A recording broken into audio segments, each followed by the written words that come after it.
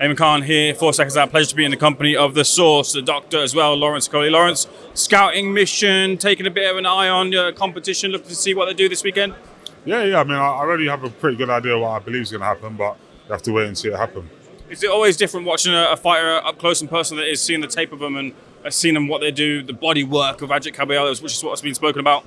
I prefer watching them on TV than live, personally. Because I think you get different angles, you get to hear stuff that you don't hear in the corner, mindsets and stuff like that. But it's good live because you get to, I think if you're dealing with a power puncher, being live is better. I don't think he's a power puncher, he's a good work engine and breaks people down to the body. When you're live with the punches, you can hear the force of the shots a little bit more, but I feel like this fight's going to be a grinding job. Credit to you, you're one of the very few. Not many fighters call you out, but not many fighters are calling out Moses Talma either. What's the sticking point between you two getting that fight on? There's no sticking point. For me, I've been calling for the fights against Kabayel. I've been calling for the fights against the top names. Moses has been ordered, so the team already know. I've already agreed to it. It's just about how does he get on with Franklin. Does he look great? Which I think he will. And then that fight's there. But then there's also the potential of the Kabayel fight, so I'm eager. Which would you prefer out of the two? Personally, I prefer the Kabayel fight just because he's interim champion. So that makes you kind of as close to being a world champion again as I've been since my last world title. So that would be the one.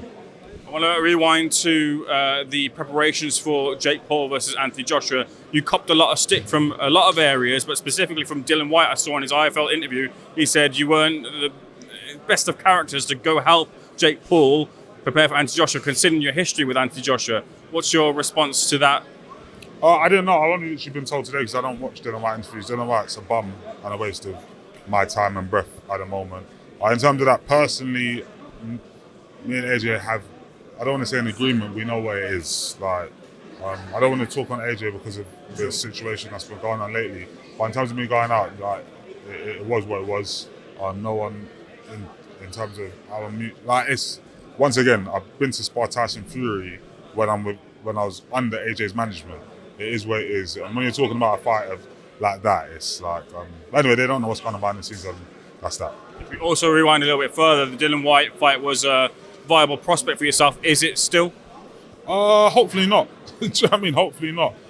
It's always good to have one of those ones there, but when I've been asking for the fight, consistently it's been anyone but Okolie. Anyone but. He can do an interview because he felt like he had something worth saying about me. Otherwise, he can't really talk about my character because he knows the reason why me and him are the way we are, and me and the rest of them lot are the way we are because of my character, and I don't play the same way that they do. But it is what it is. What do you think of Jake's performance against AJ? I thought it was exactly what I said would happen in terms of he'd be able to put in good rounds, it'd be hard to hit, and I don't think it'll be a 1 round or 30-second job. It would be 5-6 rounds, or he might make it to the end of the fight.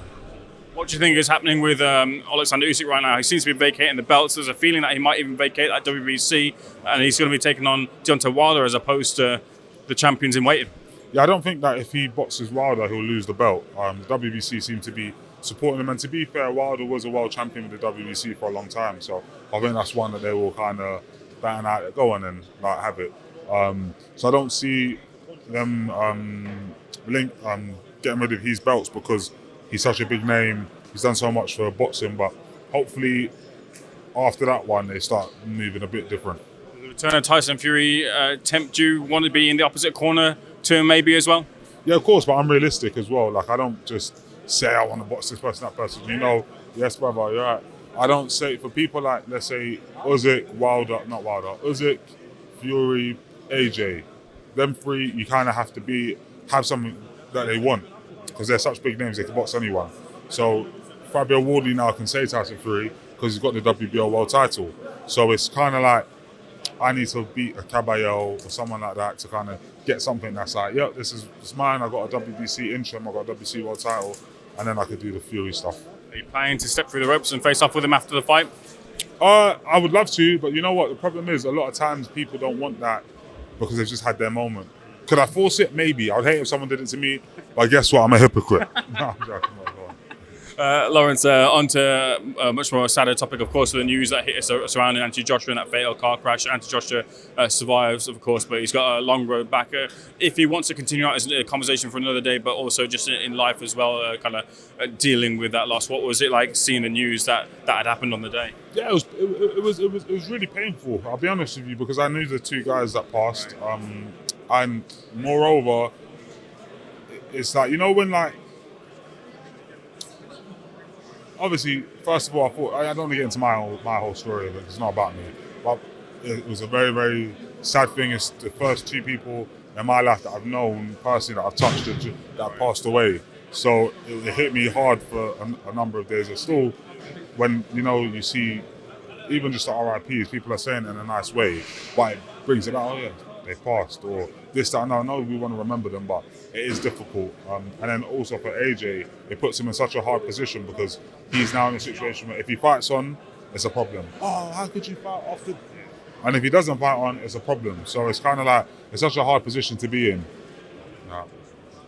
Actually, this question, feel free if you don't want to answer it, but is there a problem? I've not been to an African country myself, but with the infrastructure, with the roads, the way that the culture of getting to places, is there an issue as to why these sort of things happen in places like that? Yeah, definitely. But I think it's like many third world countries, they lack the infrastructure. That's just how. I'm not saying it's a good thing. That's just how it is. You know, if you go to India or Nigeria, or I don't want to name any particular, but if you go to places like that, there is no infrastructure in place, or there's very little, or like in terms of policing or ambulance or the right hospitals and the right infrastructures. So it is difficult. I don't, looking at what happened, I don't think that if there was an ambulance right there, that it would have changed anything. It's more so about how the roads are governed and policed, but that's a whole nother story. And the driving as well. And the driving, like not having licenses, whatever, it's crazy. All right, so leave a final word with you. What would you like to say to your heavyweight rivals as you look for a big fight this year? If the fight don't happen with Kabayel next, as long as he wins, he's a pussy. Lawrence, looking forward to seeing you back in the ring. See you soon.